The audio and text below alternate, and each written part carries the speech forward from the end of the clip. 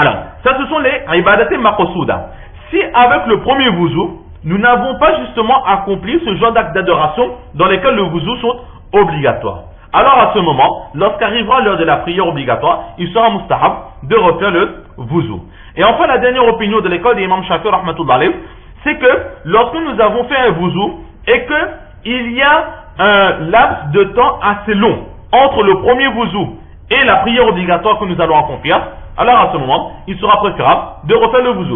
Par exemple, nous avons fait le namaz de Fajr en Jamaat, nous avons fait le namaz de Ishraq, et ensuite toute la matinée, nous sommes restés en état d'adoration dans la masjid ou bien à la maison, de la ibadah d'Allah, dans la lecture du Coran, dans les nawafil, etc., etc. Maintenant, on a eu le namaz de Zohar, et nous avons toujours notre wuzu. Mais depuis le namaz de Fajr jusqu'au namaz de Zohar, il y a quand même un laps de temps assez long. Alors là, il sera mustahab de refaire le wuzu. Au cas contraire, le namaz de Asad, entre le namaz de Asad et le namaz de Maghrib, il n'y a pas un laps de temps très long. Il y a peut-être, selon les endroits où on fait les prières dans les mosquées, il y a parfois juste 40-45 minutes. Parfois une heure de temps simplement, dans l'époque où nous sommes là, en hiver, il y a très peu de temps entre le namaz de Asad et le namaz de Maghrib. Donc quelqu'un fait son namaz de Asad, il reste dans la mosquée pour faire ses actes d'adoration jusqu'au namaz de Maghrib. Alors là, s'il estime ce temps long, il va refaire ses ablutions, et s'il estime que le temps est passé très très vite, alors il ne sera pas obligatoire, il ne sera pas mustahab pour lui de refaire le wuzu. Donc voilà, pour Imam Shafi'i rahmatullah, un peu les savants de cette école, ce qu'ils donnent comme opinion. Chacun peut prendre l'opinion qu'il veut. Dans l'école de Imam Shafi'i, cela restera mustahab, conseillé. On aura des récompenses pour cela. Comme on a vu, Hadith Abdullah ibn Umar radiallahu ta'ala, il dit que en faisant cela, nous avons 10 bonnes actions écrites dans notre livre de compte. De l'autre côté, nous avons Imam Abu Hanifa rahmatullah alayhi. Imam Abu Hanifa, lui, il nous donne deux opinions. La première opinion, c'est quoi? C'est que lorsque l'on change d'endroit ou d'action. Par exemple, nous sommes à la maison, nous avons fait les ibadat, nous avons fait le namaz de Tchat, nous avons lu notre Coran, etc. avant le namaz de Zohar. Maintenant, nous allons quitter la maison pour aller à la mosquée. Étant donné que nous allons changer d'endroit, alors là, il sera mustahab de refaire le wuzu. Et la deuxième opinion, c'est quoi? C'est que lorsque, avec le premier wuzu, nous avons déjà accompli une acte d'adoration. On a fait le wuzu, et là, on a lu le Coran, ou bien on a fait des doigts, on a fait le tasbihat, etc. Alors il sera mustahab de refaire le wuzu avant le prochain namaz obligatoire. Et dans l'autre cas, au cas contraire, selon certains juristes, il est makrou de faire un second wuzu lorsque, avec le premier wuzu, nous n'avons fait aucun acte d'adoration. Sauf s'il y a un laps de temps très long.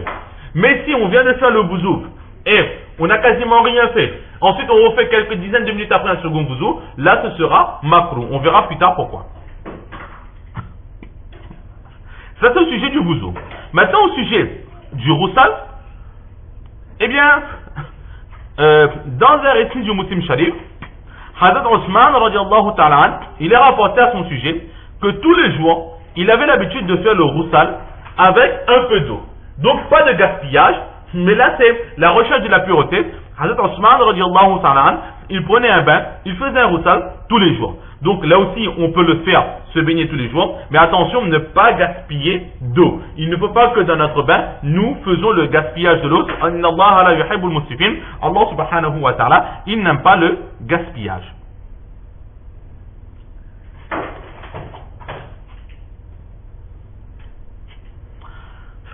Ce hadith, il a une chaîne de transmission faible. Pourquoi? Parce que nous avons vu que certains narrateurs rapportent ce hadith de Routayf.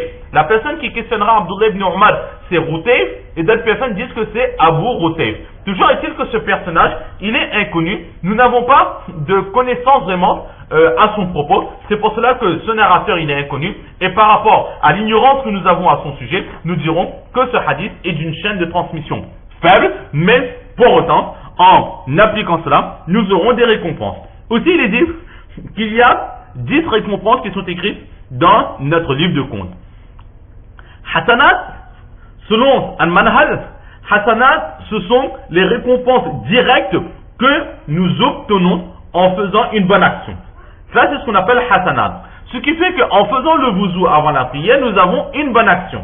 Et là, cette bonne action, elle est multipliée par 10.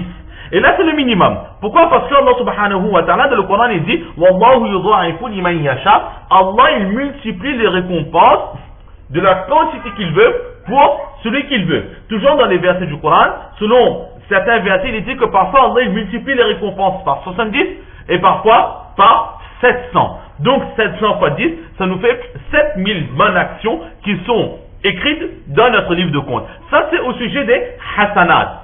Maintenant, Manahal il dit, Sahib Manahal, l'auteur du Manahal il dit qu'après cela, il y a ce qu'on appelle le ajr ou bien le sawab. Que nous dire, on va gagner beaucoup de sawab. Il y a le sawab ou bien le ajr. Alors il faut savoir que le sawab et le ajr, ce ne sont pas la récompense des actions. Le ajr et le sawab, c'est un cadeau qu'Allah subhanahu wa ta'ala, il nous donne en plus de la récompense que nous avons avec notre bonne action.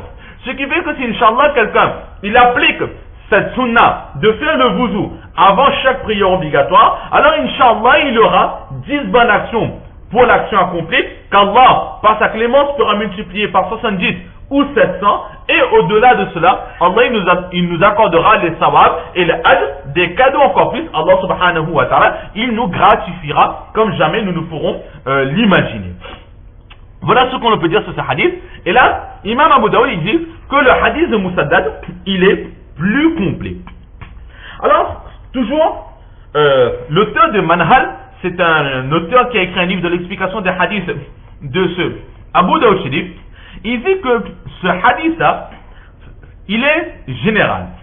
Donc il nous montre que le fait de refaire le wuzu avant chaque prière, c'est une sunna, c'est mustahab pour toutes les personnes.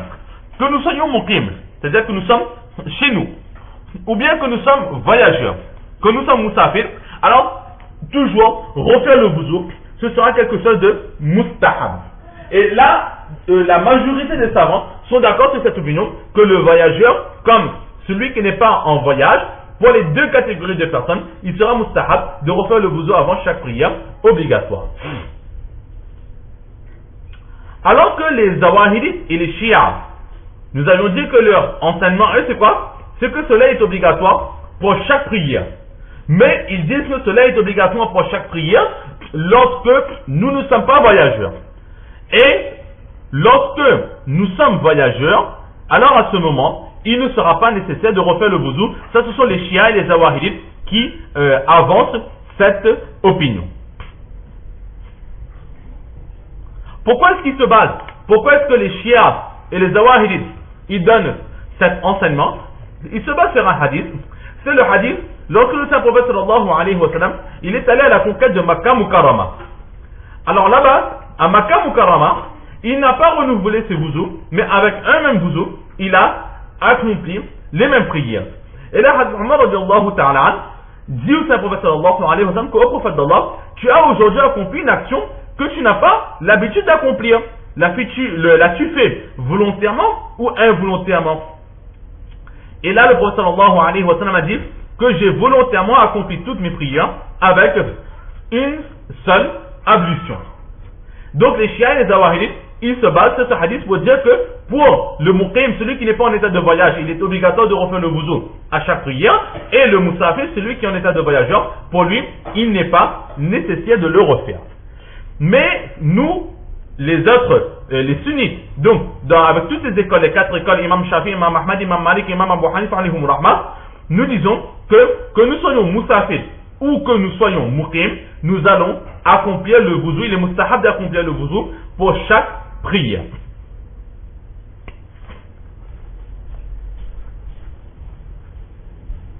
Pourquoi? Nous nous basons sur ce hadith que nous avons de hadith Abdullah ibn Umar radiallahu ta'ala, dans lequel il dit que le prophète sallallahu alayhi wa sallam, il a dit qu'en faisant cela, nous avons plus de récompenses.